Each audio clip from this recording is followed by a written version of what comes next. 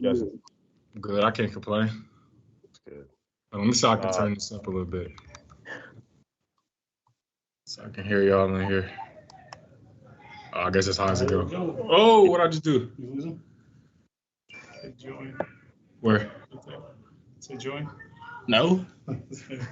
That say save. Oh, save. Does that say close to the right? Yeah.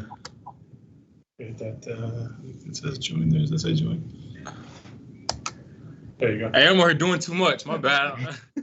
I ain't no tech guy. You're good. Justin, I guess I'll start with you. Cameron with the Courier Journal. UCF, they love to load the box and play a lot of man coverage on the outside on the receivers.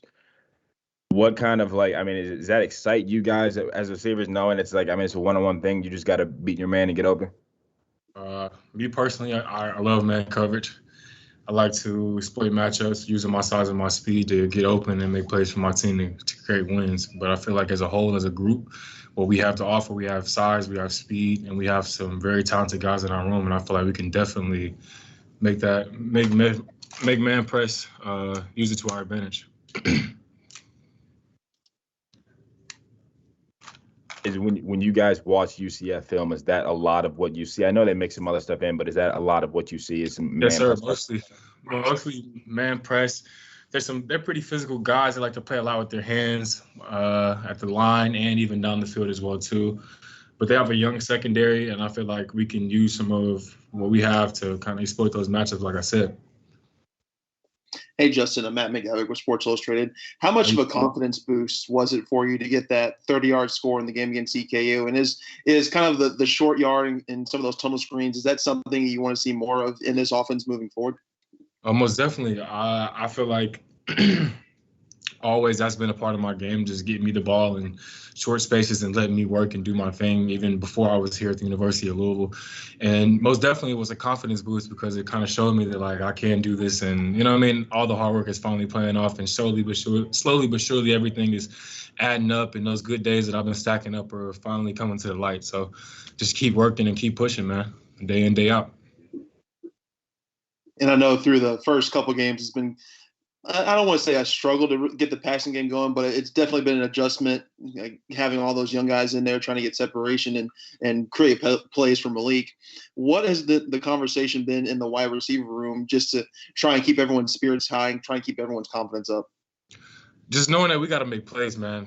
It's a lot. Everybody's got a scope on us to try to make sure that we're handling our business. We got some big shoes to fill. Everybody keeps bringing up how Tutu and Dez have left and who's going to be our guy next. But we definitely have talent in our room to make that happen and fill those shoes that were left.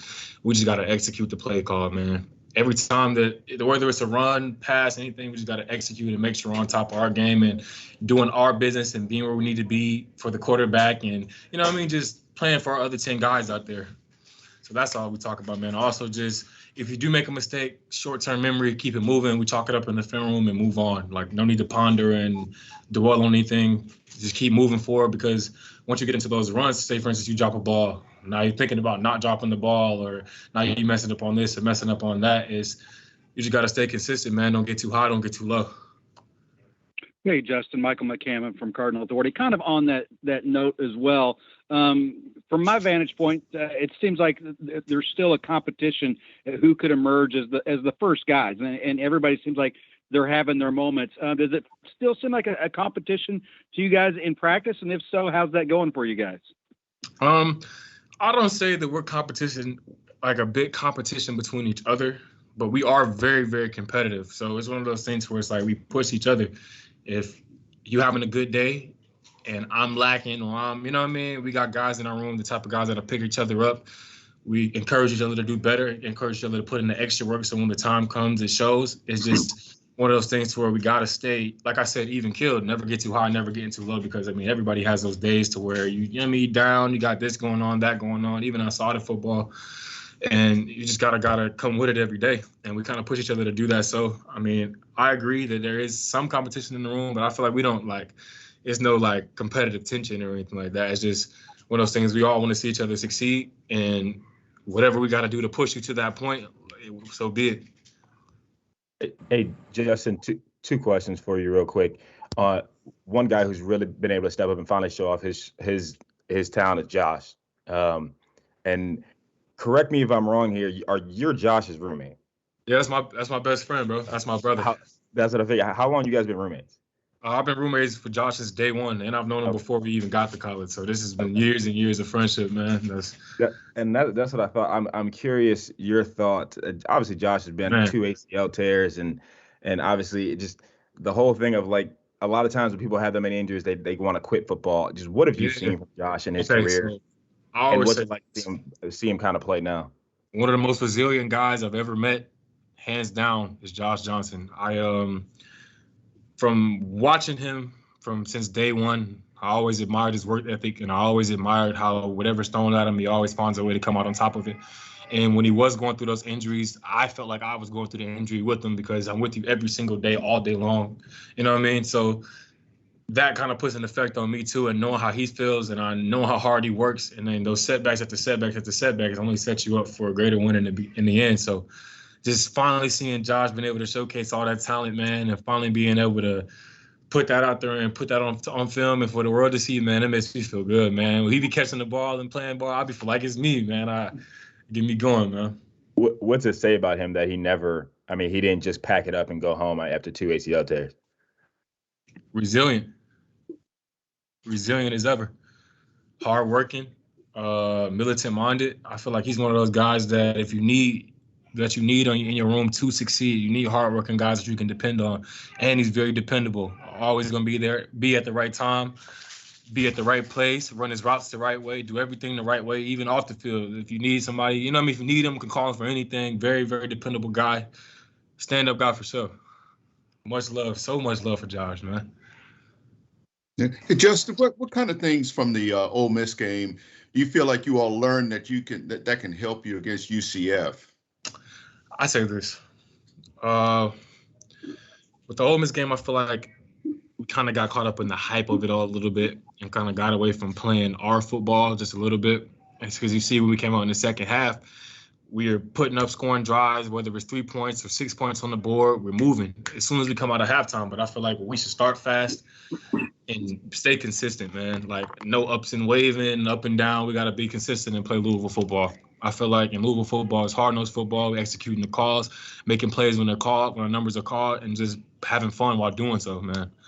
That's all it is. I feel like we just got caught up in the hype of things a little bit, and just when things don't go the right way, you got to respond immediately, not when it's too late, you know? Hey, Josh, one more from me. Satterfield mentioned earlier this week about how not only the offensive line, but the wide receivers and the tight ends have, kind of had ups and downs when it comes to blocking. How have you guys in the wide receiver room kind of responded to that in practice and in film study?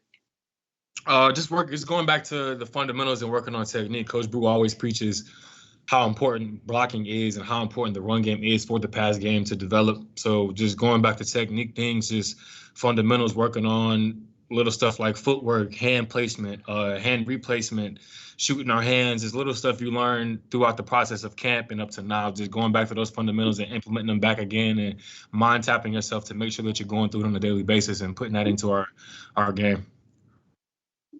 Justin, hey, it's Jody Dimling with Cardinal Authority. Can you kind of talk about what you've seen week 1 to week 2 and maybe what Malik is doing to kind of help get other guys involved in the offense as far as receivers are concerned? I admire how Malik is becoming more of a leader, like when it comes to like being like a field general. So say, for instance, something goes wrong in the end of plays, at the end of plays, or we 3 and out, we come to the sideline, first guy to talk, first guy to encourage, first guy to give constructive criticism for improvement, you know what I mean? Everything. And then also with just getting more people involved, I mean, the more people you get involved, the more successful we can be for the win and less predictable we are as an offense.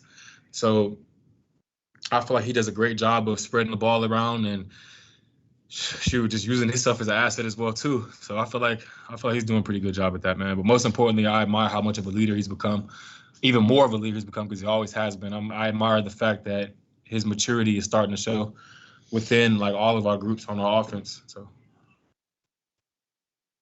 good. All right. Thanks, guys. Thanks, Justin. Thank you, guys.